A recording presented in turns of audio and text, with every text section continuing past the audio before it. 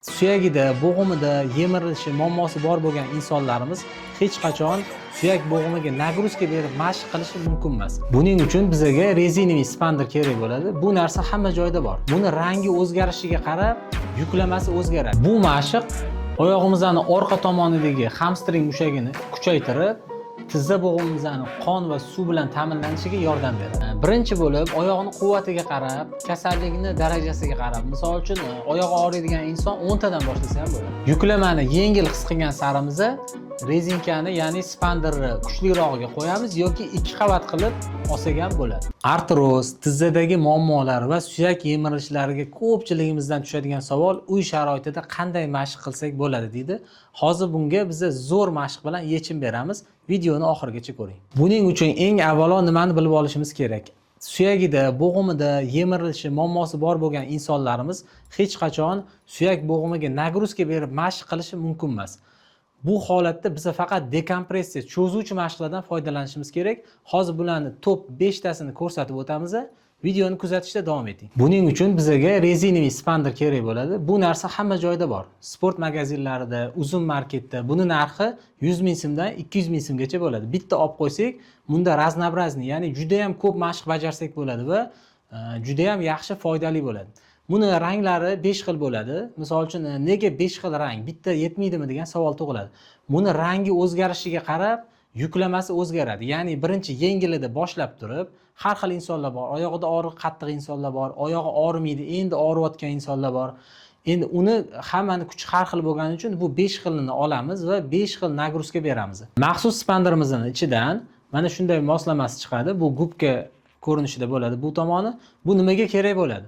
Bu narsa bizning uy sharoitida mashq qilishimiz uchun juda ham az qotadigan narsa.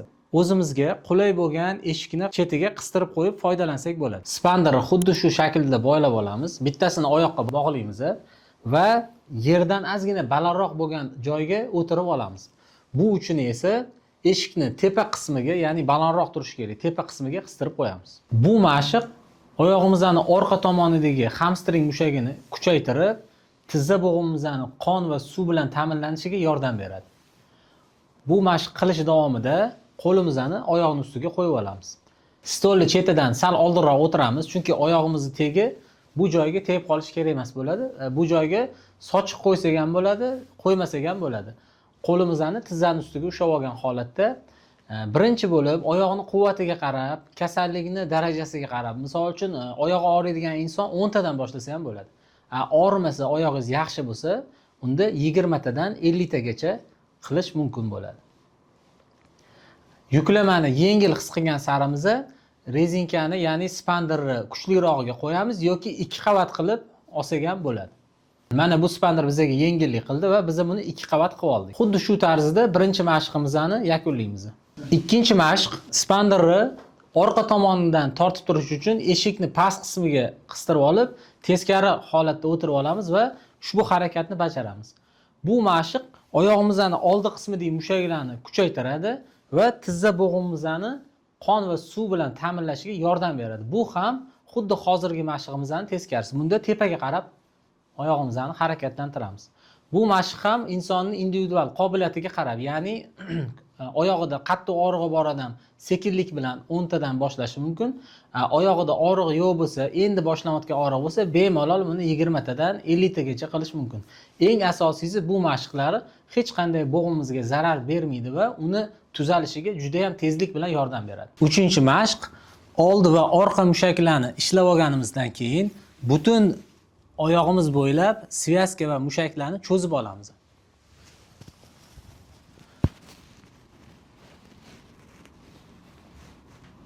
Muhim eslatma, bu mashqni bajarganda ham rezinkani yuqoriroq qo'yamiz, chunki biz o'zimizga tortgan holatimizda agar foydalanayotgan spanderimiz pastroqda bo'lsa, oyog'imizni ham ko'tarib, ham o'zimizga tortishimizga to'g'ri keladi va mashq qiyinlashib ketadi. Agar bizni buni yuqoriroqda ilib qo'ysak, bu oyog'imizni ko'tarib turadi va biz faqat tortish amaliyotini bajaramiz. Bu 4-mashqimiz. Bunda rezinaviy spanderni eshikni yuqoriroq qismiga qistirib qo'yamiz va asta-sekinlik bilan mashqni bajaramiz. Chunki bu mashq ozgina qiyin bo'lgani uchun kam-kamdan boshlab oyoq kuchiga qarab ko'paytirib boramiz. Bu mashqni ham oyoq quvvatiga qarab 10 tadan boshlab 20 ta, 50 tagacha qilish mumkin. 5-chi va eng so'nggi mashq xuddi 4-chi mashq kabi, faqat bunda oyog'imizni tashqari tarafga qarab tortamiz.